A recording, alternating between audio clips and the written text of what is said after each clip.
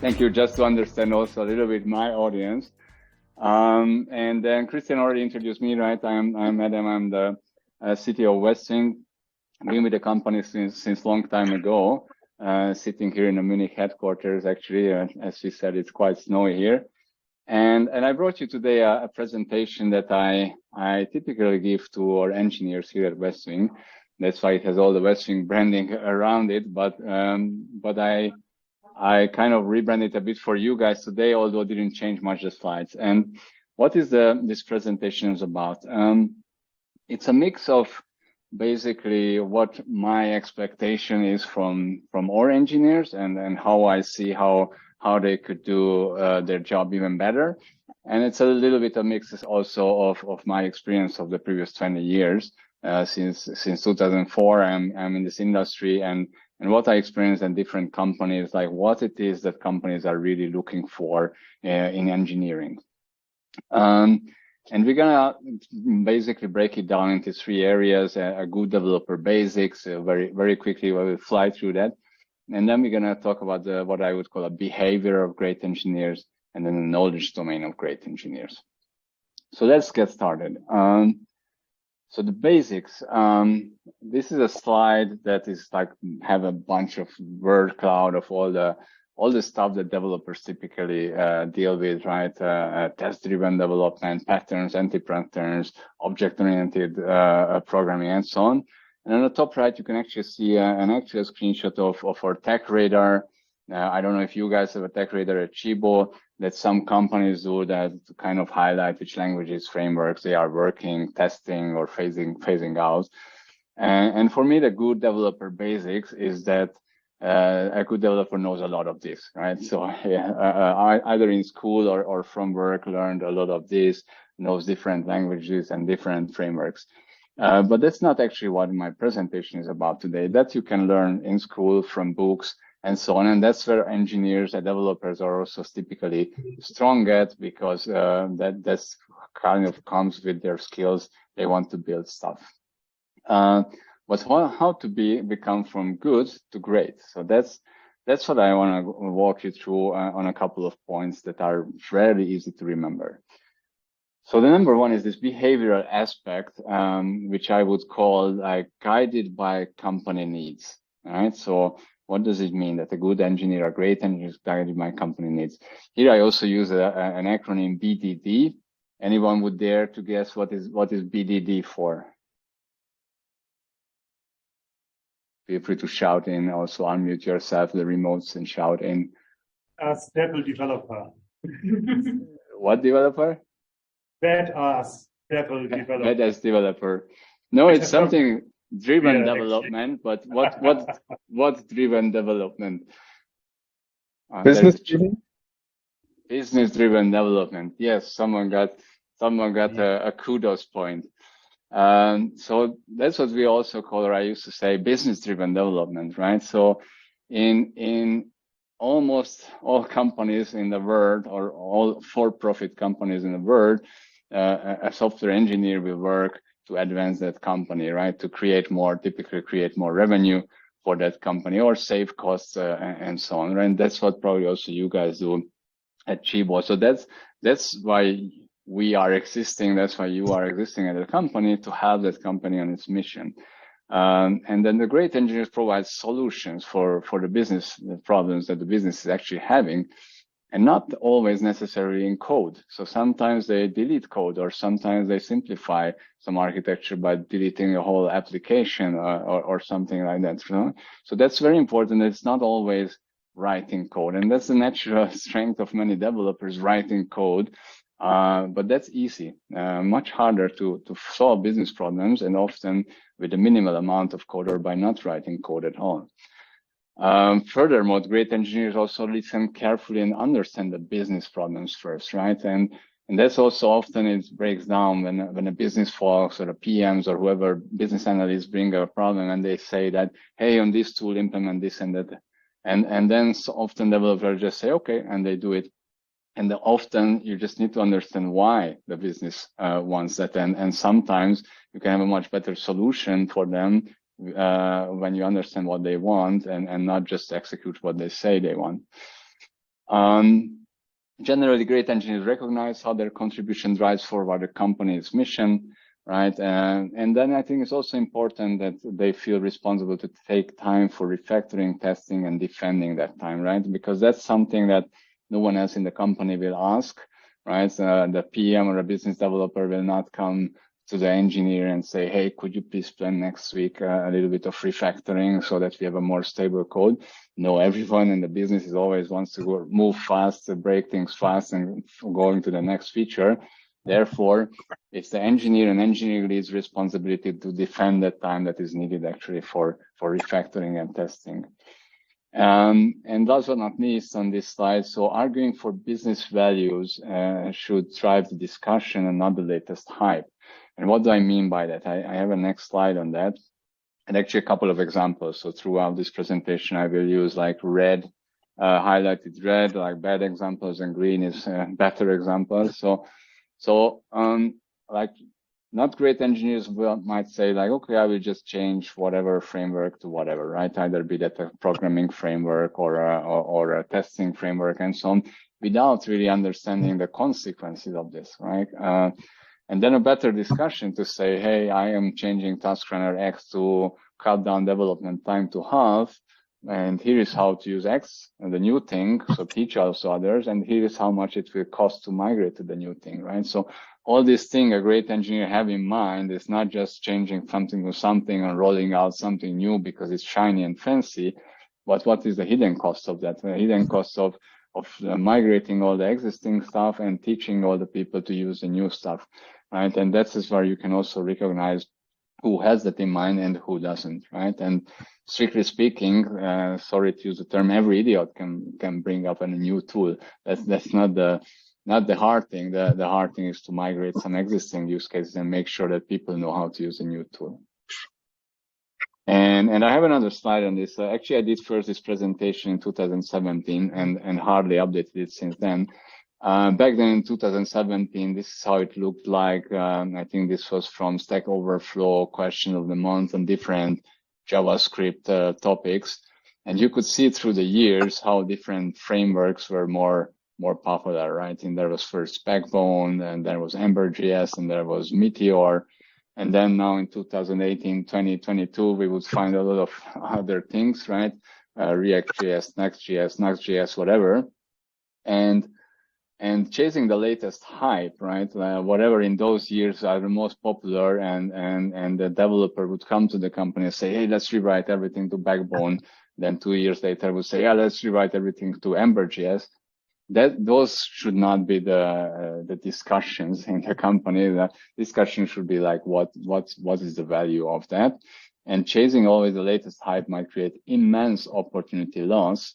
And just to define the term, right? So opportunity loss is what else we could do instead of migrating always to the latest hype. So that's important to keep that in mind. Which leads me to the number 2 behavioral aspect, which says recognize that there's no single truth. That's also something that especially more younger developers on their career, they go to maybe different workshops, conferences or meetups or events like this, and they hear something like behavior-driven development or test-driven development or microservices or they will say GraphQL, right? And then they go back home and they are very happy and they say, yes, this is what we need to implement. But there's a caveat in that. So oftentimes these are hypes and might not be the best thing. So there's pretty much no black and white. No, everything is a trade-off, and not just, by the way, in engineering, but I think in life as well. There's no best framework, best language. Great engineers know a wide range of tools and languages and pick the best tool for the job. Great engineers know also that some engineering principles and practices can be straight away contradicting.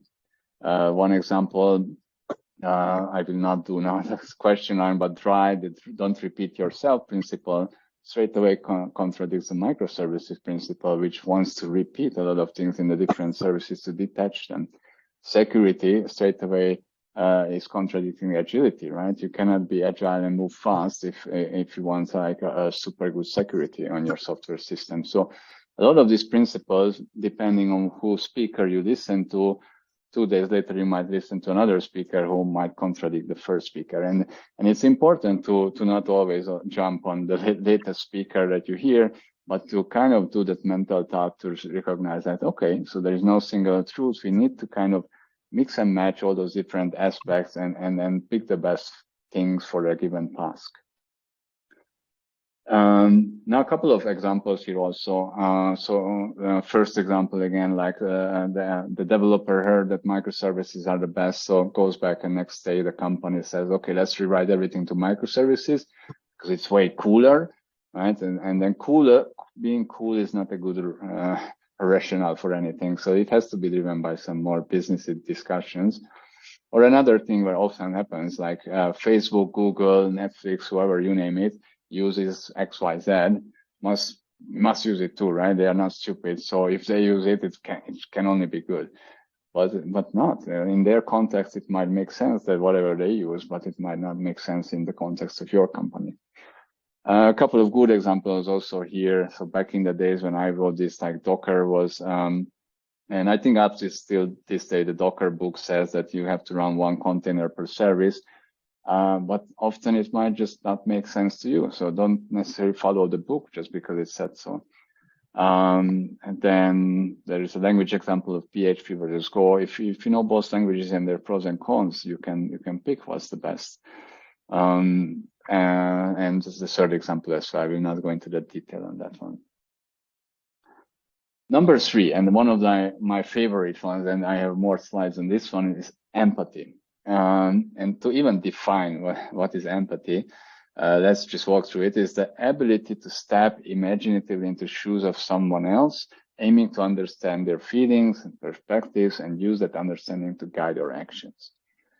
And that's one of the greatest skills of a great engineer. So a great engineer is aware of context of a communication, who they are communicating with, because they have empathy. They practice this empathy in written, verbal, but also in code communication. And one other aspect it is when you communicate, typically you can never be explicit enough, right? You cannot, obviously you will not write a novel to explain your point, but the more simple things you can add to make your point more explicit, do it, especially also in companies like you guys also, remote setup, right? People sit remotely, different cultural background, different countries coming from. It's important to be as clear as possible. Empathy also often requires more listening than talking, right? So you can only learn new things if you're listening. If you're talking, you only hear yourself. That's what a famous person, the Dalai Lama, said. And small doses of empathy can go a really long way and can save the company a lot of money. And I will have a few examples on that. So here's the first example. Is actually, and many of these examples are from the past, from Westing. So something happened, but the message to different people is very different, right? So there was some development task done, but how do you communicate it to the CEO? So the CEO doesn't care about the details, right? So the CEO, you will say, we are working on it, it's gonna go live next Monday. And he's like, okay, if he wants to know more, he would ask, but he doesn't need to know more from the first communication. Then maybe it's the PM or business analyst or whoever brings and drives project with the developer team. He or she needs more different context, right? So you would say, yeah, most important tickets are in this week's sprint. We will have 1 follow-up and 2 testing tickets next week. And she would be like, okay. And then to a fellow engineer, you might say, yeah, we will roll out the initial version with the old MySQL adapter. However, next week we'll move to the new one and write some tests, right? And so in that context, and that person needed completely other information, right? So that's an important kind of example, right? In reality, the exact same thing happened, but people need different information from that exact same thing. And that's a great engineer knows that because he has empathy and can communicate them differently on that. Another example here, like there's a status check meeting, let's say a daily stand-up, and then the PM asks the engineer, okay, so what's the status of the staging environment? Was it deployed successfully? And then there is a long answer. Yeah, I asked France, and then this and that happened. And at the end, something, I don't know. I think France should know. And that's a shitty answer for two perspectives. A, it's a status update meeting, which is 15 minutes in total. We don't have time for so long answers. B, it didn't answer the question.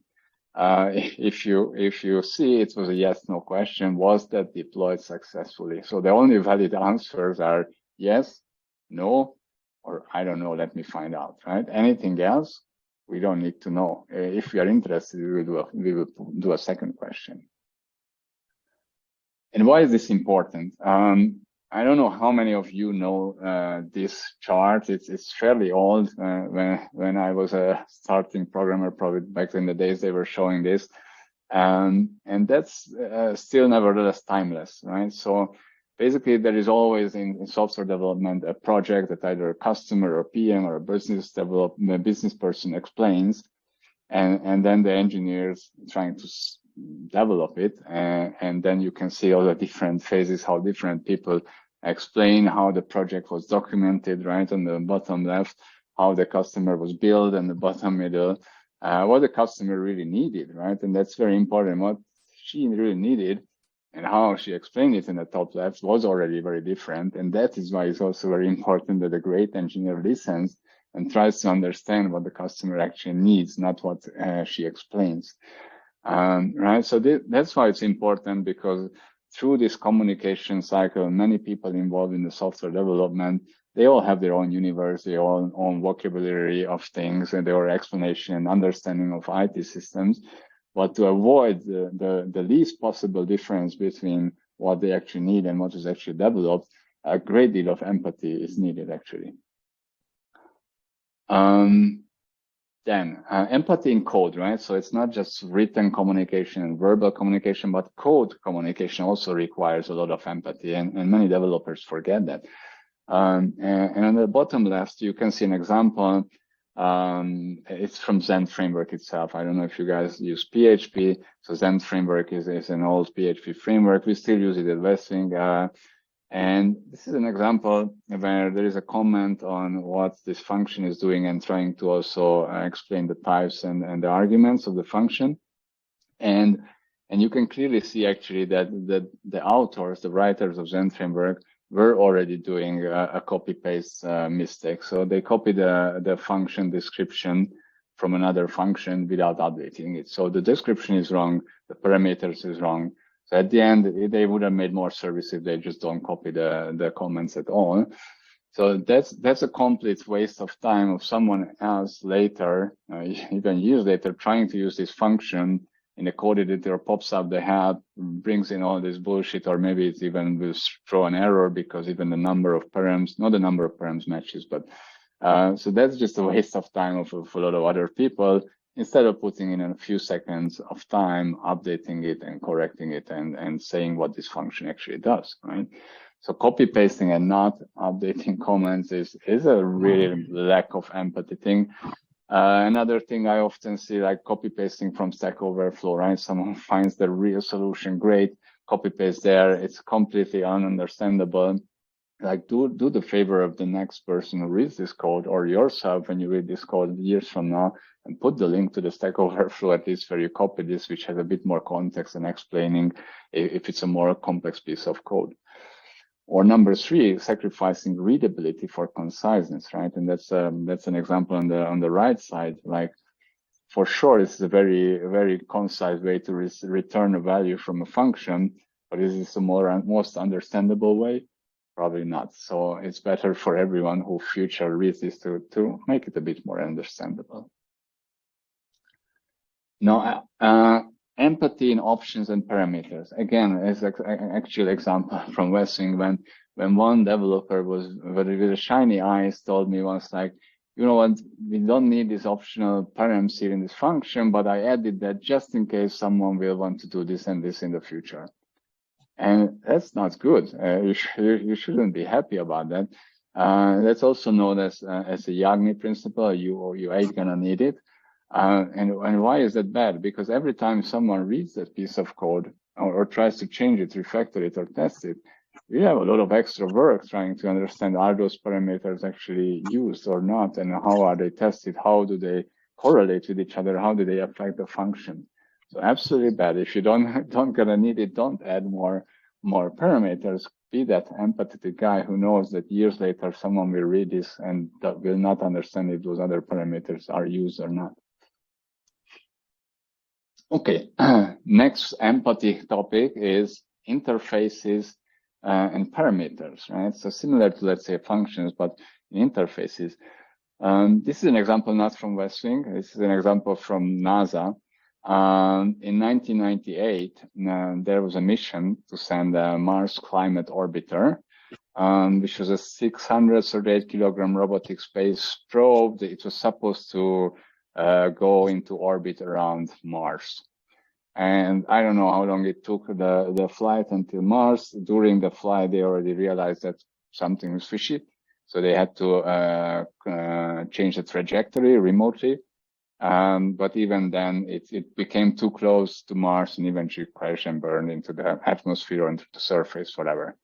So it never really arrived where it was supposed to be. And according to NASA, the cost of this mission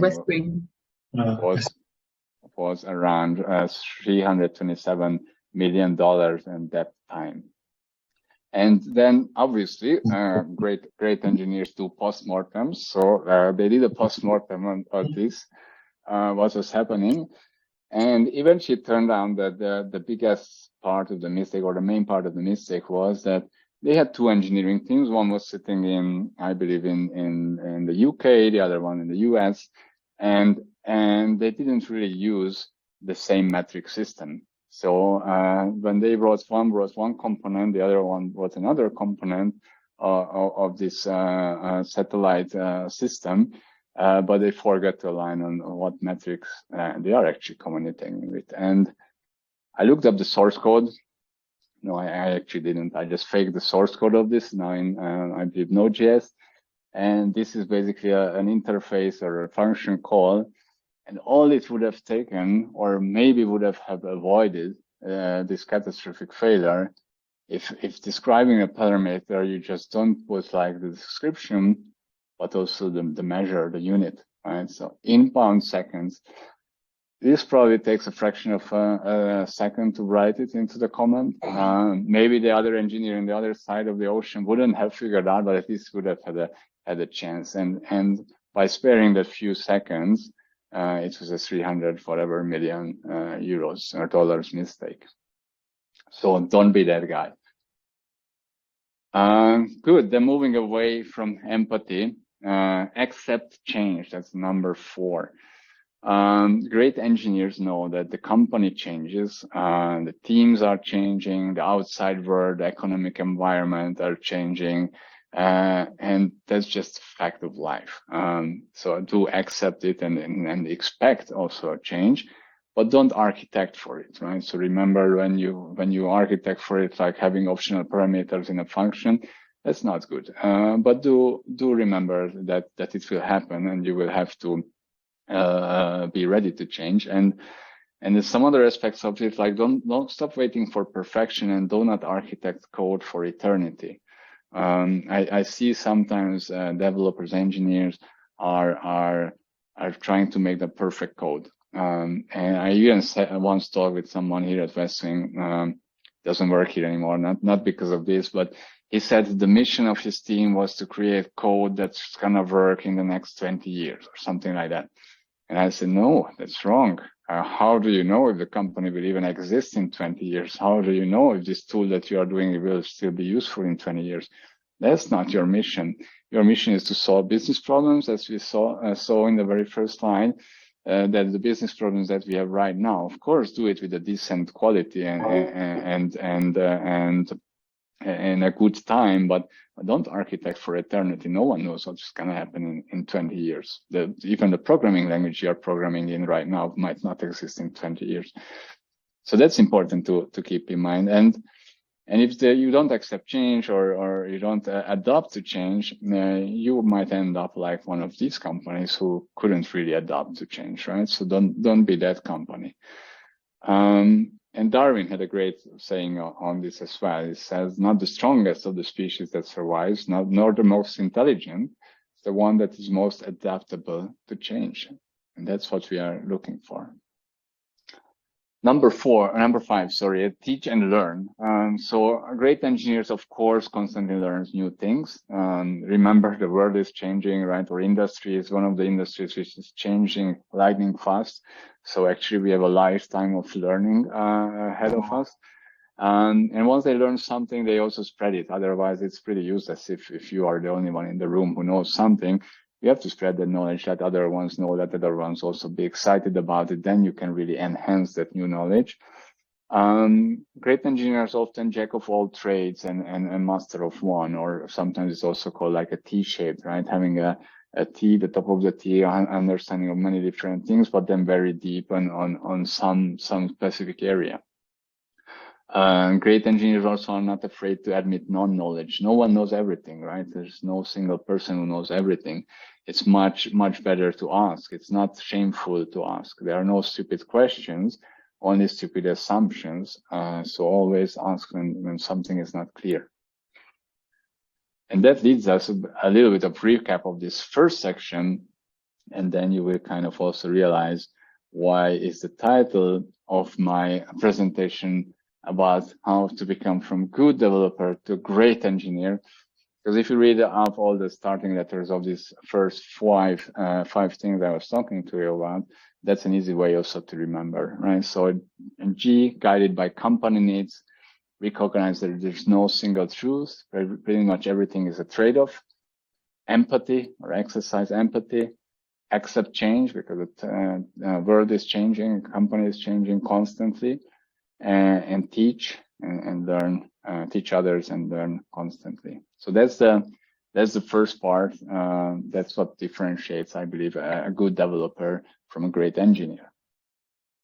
Now let's go to the second part, which is what I would call a knowledge domain. So actually, let's even step back one step. It's like, why do we even talk about engineering and not software development? So I don't know about you guys at Tchibo, at Westwing, we call it engineering. Although sometimes, of course, people use this interchangeably. But when you look at the life cycle of solving problems or creating, I wouldn't even say creating a software product, but solve the problems, right? That's what we said, that you need to solve business problems. It typically goes like this. There is a problem, there are ideas, you select a solution from those ideas, we, let's say, build the item, then we evaluate, present the results, and we might go another iteration or pick another problem. And software development tends to focus on this build the item thing, right? But as I said also earlier, I think engineering looks at the big picture and so aims to solve the problem, and not always necessarily by building something new. Then another aspect is basically recognize that we are all in one boat, right? So that's something also very important. I think all bigger companies, they will eventually have some kind of silos, right? Because you have to structure teams, you have to eventually have tribes, you will have maybe geographical silos because people sit in different locations. And the other hand, it's recognized that you are all in the same boat, right? You are on the same company, driving that same company to the success. And that's a very good culture to build it, is not to have it like on the picture, like, oh, sure, so luckily it's not on our side, the problem. It's a good culture to build is that when you recognize what's happening in the company, in the world, understand other departments, other teams' jobs, and avoid saying not my job, but try to also help out. And luckily at Westwing, we actually have a very good culture around that. So we have people who are always ready to help out other teams. And then I have a rant also here about DevOps. That's why I also kind of tried to figure out how many of you guys are DevOps. So back in 2017, when I wrote first these slides, it was pretty much a buzzword, but what is it? It was also not super clear. Even today, I think in 2022, people have different understanding on that. at the end, it comes also from this kind of separation of developer and operations, right? And then those two guys who actually develop code, and then those two guys who deploy it into production and operate it, or that's how it worked in the 90s and early 2000s. They wanted always inherently very different goals, right? The developers wanted to have rapid changes, rapid iterations. Operations guys wanted no changes, otherwise they get a call at night or the weekend or during Christmas. So that was obviously a big conflict, and this is where the whole DevOps movement came, and different companies do it differently. But at the end, I think it's a very good mindset of a great engineer also to have that DevOps mindset and that DevOps skill set, and to have this you build it, you run it principle, which some other big companies also use. I believe Facebook uses it.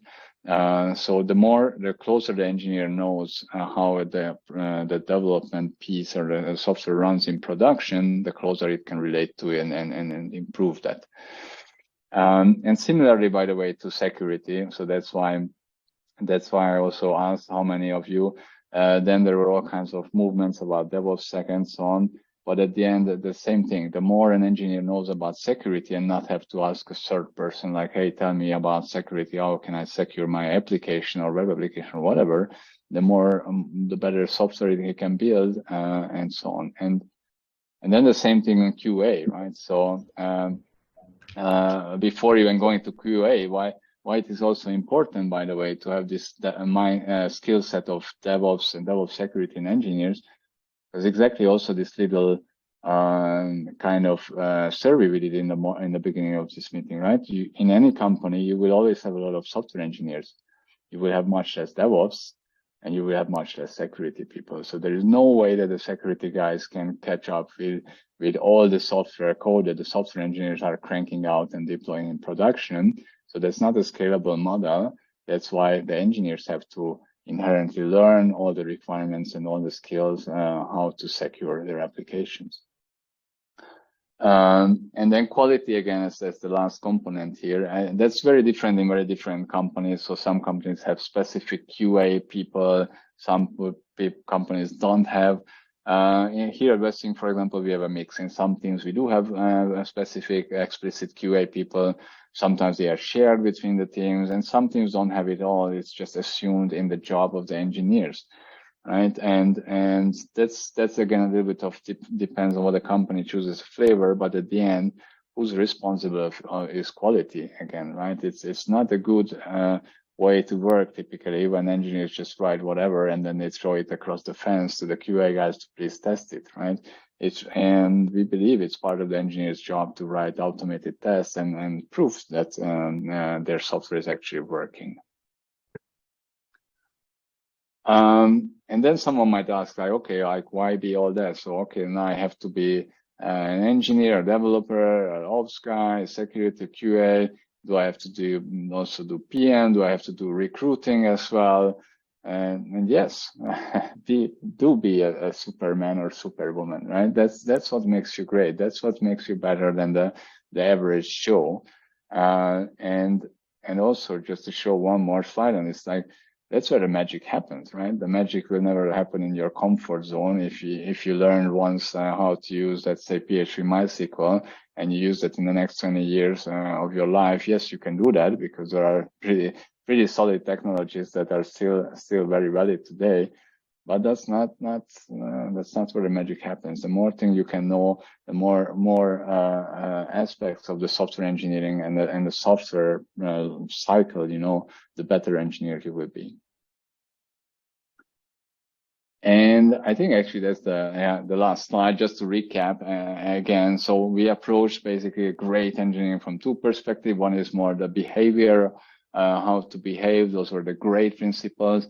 And the second one was this knowledge domain aspects, right? Like how that is not just purely software development, but DevOps, security, QA, which is also a super integral part of software development. That should be also a skill set and part of the great software engineer. And that's it. And with that, I leave also some time for Q&A. Not sure how we will moderate that with the locals and remotes, but let's try it. Thank you very much.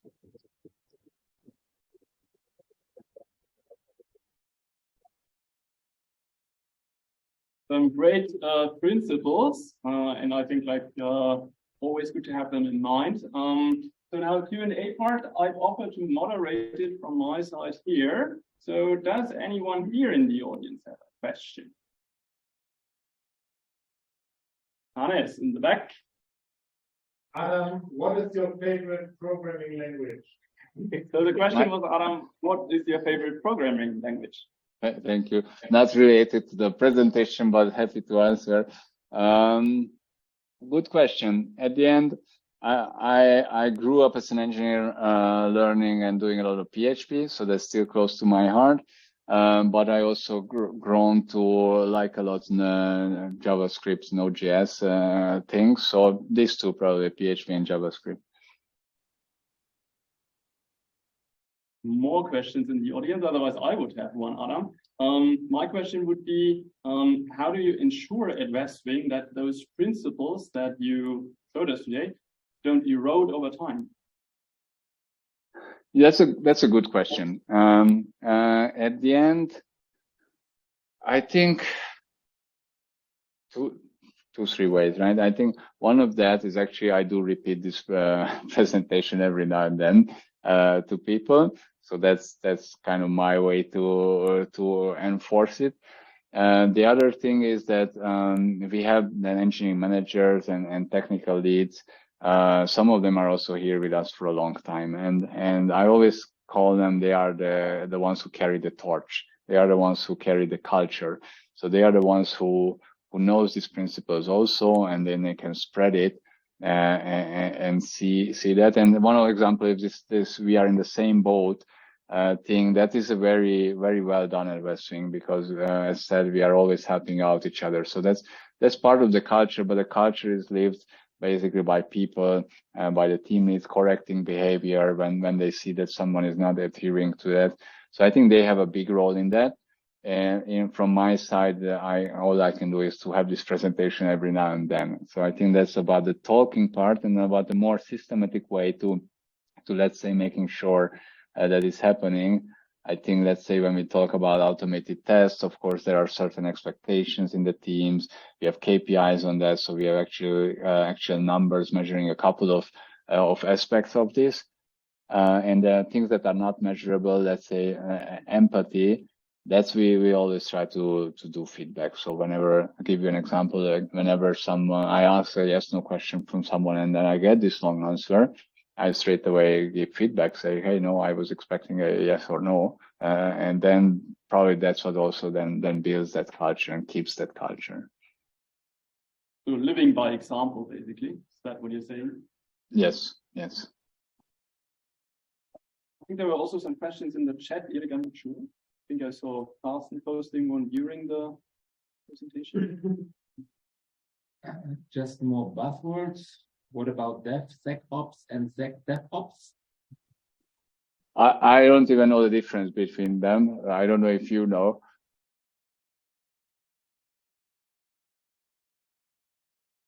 I don't. Okay, so probably not. I don't know who asked the question. It's a question from Sierra. But I don't know in detail, but I think maybe the point is where Sec is coming in is or developing the stuff. So putting Sec in the timeline of the development, like in front or in the middle of I don't hear very well, but so I didn't precisely hear what you mean, but at the end, I think buzzwords are always buzzwords, right? So people try to put through a message by using some kind of buzzwords. Even in DevOps, just because someone says DevOps, as said, there are very different ideas behind that. And actually, there's a good website I have here, this DevOpstopologies.com. I don't know if you guys know that. If not, go and check it out. Then it's visually and it describes how different companies understand DevOps differently, but also textually. So at the end, doesn't matter, I think, how you write DevSecOps, DevOps, whatever. Pretty much probably the intention in all of those buzzwords behind is just try to make sure that you pull shift lefts. I think they also often use this shift lefts, all these security problems, right? So it's not that people write software, they put in production, and then whatever 3 months later we figure out that there is a security issue in it, but how we can have that earlier, how we can build it into the knowledge of engineers. And to be honest, I think that's why it's also a topic these days, because I think it was very different 20 years ago or so. I think the software landscape was simpler, running a web applications were simpler. There was less how do you say, abstraction layers, right? There was much easier ways to run software. Therefore, the security of it was also probably much easier. These days, there are so many different components playing together until you actually have a running website or something, and so many abstraction layers that probably security is much harder to do. And that's why it's encouraged that engineers are very much aware of all those aspects. Hi, and there's another question from Flo in the chat. Flo, maybe you just repeat the question and unmute yourself, because we could just read a part of it. Okay. Hi. Yeah, my question would be, during the recruiting process, how do you ensure that a developer brings the required soft skills to the table, since it's not as easily testable? Or Yeah, very good question. I don't think we have like a systematic way per se. There are two ways. Either when we do interviews, then in person, we will understand how good communicator a person is, how well he or she understood the question. So we can measure some part of empathy, let's say. The other way, like with some automated tests, sometimes we do candidates and not just test them on hard skills, but also in pure English understanding skills, just to also avoid some complications around that. But I think it's typically the first one, that during the interview you kind of have to build some understanding of the other person and have a judgment on that, how good that person would be on those soft skills. I'd have a follow-up question on that, Adam. Like, how many interview rounds do you do with engineers? It varies. So actually, I haven't done now engineering recruitment for quite some time, but I think we do typically at least 2 when we want to be very agile. When we want to be a bit more careful, then probably 3. Okay. We were talking about conflicting principles. I think you've got to speak up a bit, Niels, or come forward. Right. We've got a microphone. You were speaking about the conflicting principles like Drive versus microservices and Agile versus security.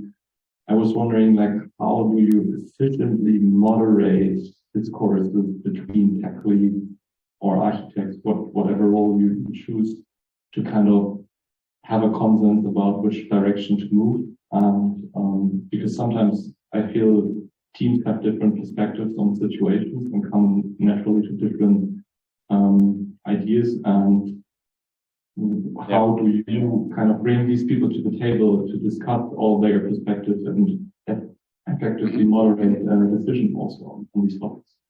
Mm-hmm. So if I understood the question, not necessarily about principles, but how to do when you have many teams and maybe they have different view of the world and different skill sets and different knowledge, and they recommend to do X, and why maybe another team would recommend Y, right? And then how do you have some more uniformity in the company, right?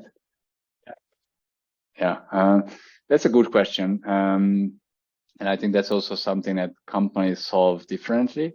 How we solve it and works to some degree is the following. We don't have, for example, like an enterprise architect role or person. And some companies they do have, and then this person defines a number of things and standards and so on. We are more loose on that. What we have is what we call a design and architecture meeting. That whenever someone wants to create a new service, a new application, they have to bring the idea to this design and architecture committee, let's say. I am also often part of that, and then some of the more experienced engineering managers are part of that.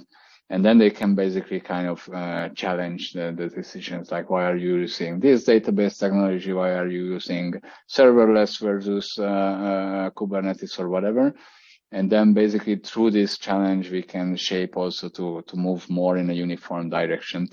And this works fairly well on our side, right? So we are now around 240 people in the tech department. If we were bigger, it wouldn't work. If we were smaller, then probably could be simpler. So it again depends on I think the company size. I think it depends on how, do we have some of these key people, or do we have a single person? Depends on how strict you want to be on those standards, because it's fair to say like, okay, we don't care as long as it's within some guardrails. We don't care if someone builds a new service in PHP or Node.js, right? So that depends on, but this is how we work, and it works okay-ish, I could say. Answer your question? Yeah. Yeah. Hi. I hope you can hear me properly. Yes. So, where do I put this? So you said that be Superman or be Superwoman, be superhuman. The first thing that comes to mind is, for me, is cognitive load. Like if I have to think about everything, I'm having a hard time concentrating on a single thing. So I have to multitask all of that. And there's a lot of scientific evidence that multitasking does not work, at least for most humans. There's a very small percentage that can do it. But most people are single taskers, and thinking about doing DevSecOps QA and HR and PM at the same time sounds a lot like I do everything a little and nothing for real. So how do you solve that, or what do you think about that? Well, I think the following. I think the cognitive load, I say differently, because you say you would need to think about this all the time. But I don't tell you to think about this all the time, right? There is a sequence. You can still think about all this, right? So my point is that, of course, we are typically single-threaded, and some people can think about two things at the same time. I also cannot. But that's not my point. My point is just the more you understand, like how from the concept phase of a software until it's deployed live and operated in the future, the more you understand that life cycle and all the problems through that, the better engineer you will be, right? And some people will never be that. Let's also face that, right? Some people will either not enjoy it, they don't have the cognitive capability, or they just really like to write code, and they don't give a shit if you help the company or not. They just want to write code. And there are people there. We can accept that. My point is like how to get from there to a higher level, how to get to greater than that. And I think that's also what other people will value. The company will value, because then you're not looking at writing just code, you are looking at how you can solve a problem from the beginning to the end. The peers will value that, because they see that, okay, actually this guy knows a lot about not just the whatever PHP function, but about the whole system that we are deploying. So eventually a lot of people will value, probably your boss will also value, probably you will have a better salary. So it's a good thing. So that's my point. I don't want you to think about all these things parallel all the time, but sequentially you can think about them. So it's more knowledge and experience than actually taking on all of those roles at the same time. Yes, exactly. And let's say you have a QA guy in your team. Of course, let him do the QA job, but it's good that you know what that job is. And if he's sick for a month or whatever, then you can take it over and then write automated tests, and no one would stop you, right? So that's I think is also a very good aspect, that you know enough of that other job, even though maybe someone else is more specialized on it.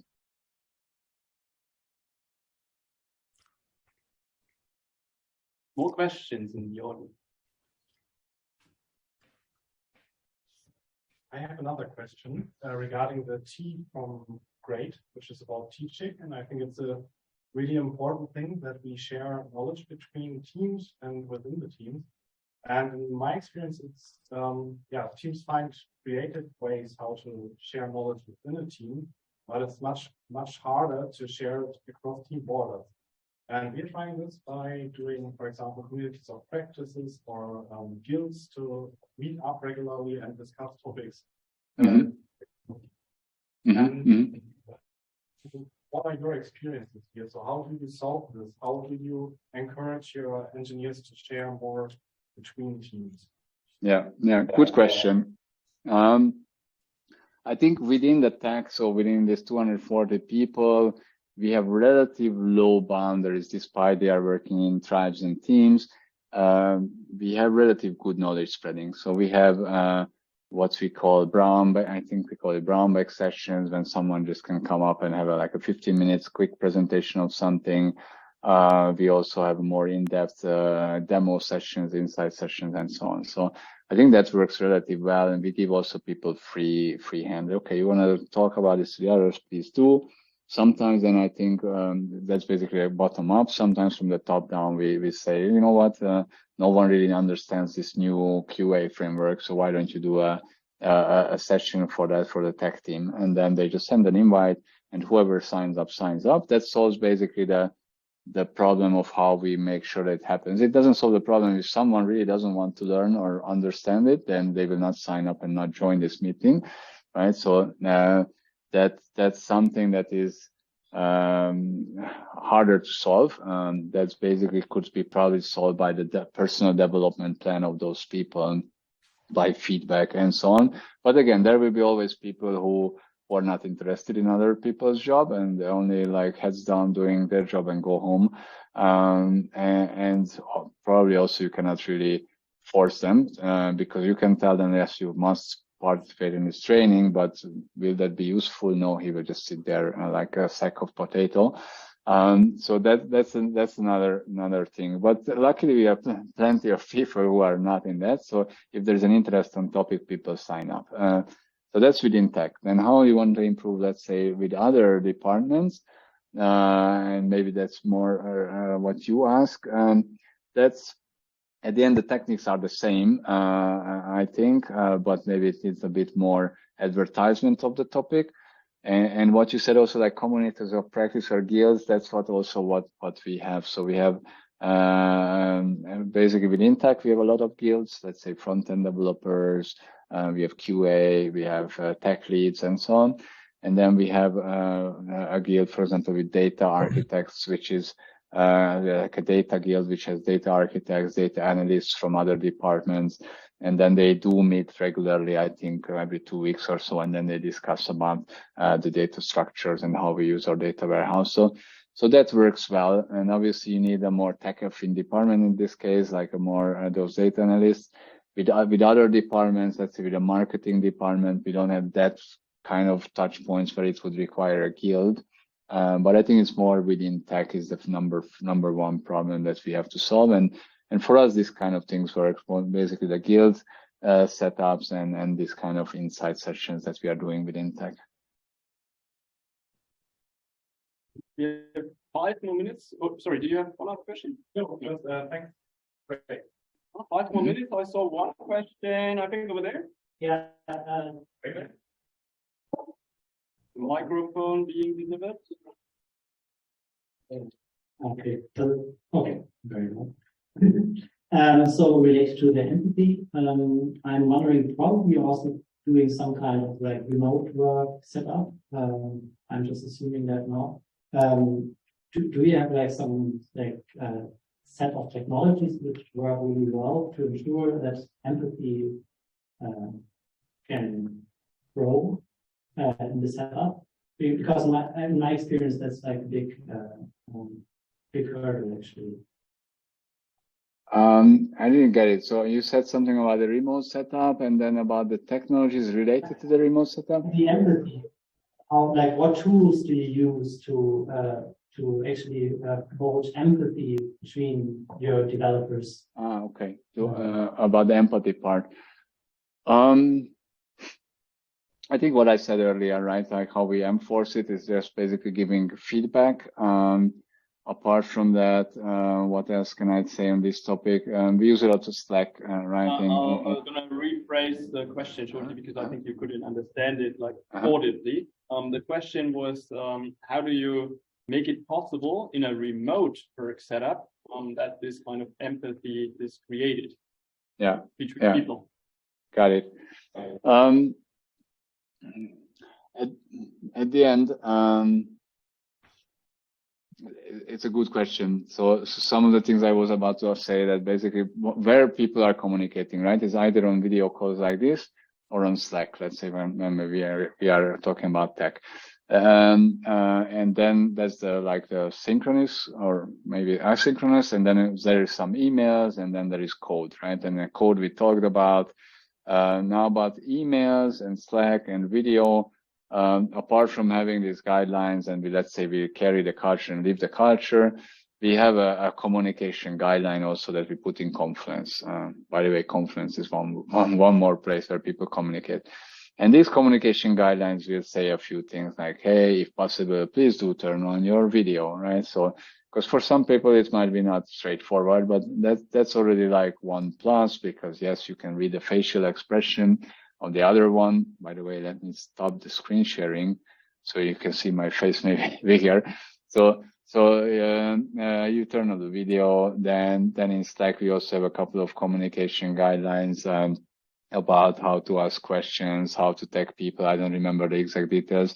So I think you can give some of those guidelines to the people, and that's great because that will basically harmonize or take at least a minimum standard for people who come from different cultural backgrounds and might think differently about how to communicate, right? Also, here at the company, we are quite direct. Like if someone does something, we are very explicit. We don't have a blaming culture, but we are very direct when something happens, so that we are clear what happened. And in some other cultures, this might be too direct and so on. So it needs a bit of adaptation also from people. But at the end also, it comes down always, I think, to the individual. So it doesn't matter what we put in Confluence, how much we praise communication guidelines, the individuals have to kind of have that empathy, right? And either people have it or don't. And some people might never have it. But by pointing out to them that it is important and pointing out examples why is it important, I think that's one way how we can kind of enforce, or not enforce, but like show it why is it important and how to practice it and show the value of it, right? And even in this presentation, saying that, hey, just by good developers is not enough if you write good code. That's not the point. But it's very important that you have empathy. Right? And some person who maybe never heard this might now go home and say, I never thought about it. I thought I need to learn a lot of coding and principles and stuff. But no, okay, so empathy, okay, now I understand what it is, why is it important? So maybe that's something I'm gonna focus a little bit more on from tomorrow on. And then that will be then already great if some of you maybe go home with that learning after today. And I think that's how we can spread that and improve that. Actually a great end. There's even more questions coming in the chat, but unfortunately we're running out of time, and I already see Hannes in the back, like who's saying, oh, we gotta stop now. Adam, thank you very much. I guess all the questions show that there's been a lot of interest in what you've been telling us today. Greetings to Munich, greetings to everyone I still know at Westwing. It was a pleasure to have you. Hope we can repeat that at some point in time. Thank you very much, everyone. Thank you for having me, and I hope this was useful, and good luck with the further events, whatever is happening today. Thank you. All right. Ciao, ciao. Thank you.